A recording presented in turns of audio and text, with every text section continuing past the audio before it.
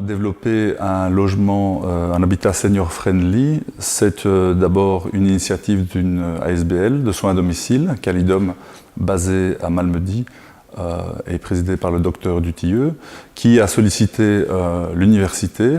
Il y avait un appel à projet au sein d'une chaire qui s'appelle Louvain for Aging, qui croise des thématiques qui doivent croiser plusieurs disciplines, notamment la nôtre, c'était architecture et sociologie.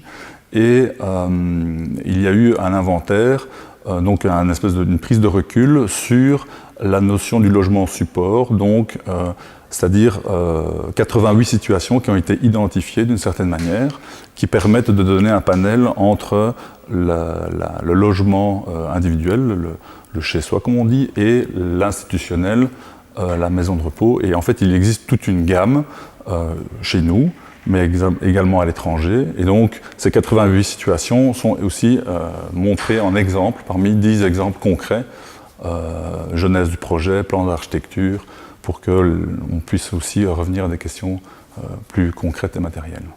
C'est en cela que l'architecture touche en fait tout le monde. On a tous l'expérience du logement. Par contre, on ne pratique pas la conception, et donc ça, c'est notre partie, entre guillemets, professionnelle, mais tirée du savoir des usagers.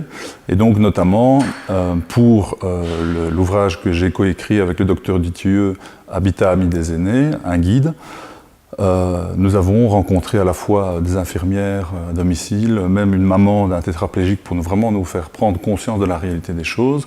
Et donc, à partir de là, nous avons établi une espèce de cahier des charges qui permettent à chaque construction, quelque part, de favoriser, en tout cas d'enlever toutes les entraves architecturales, puisque une simple chaise roulante, ça se joue parfois même à 1 centimètre près. Donc les choses doivent être extrêmement précises et attentionnées.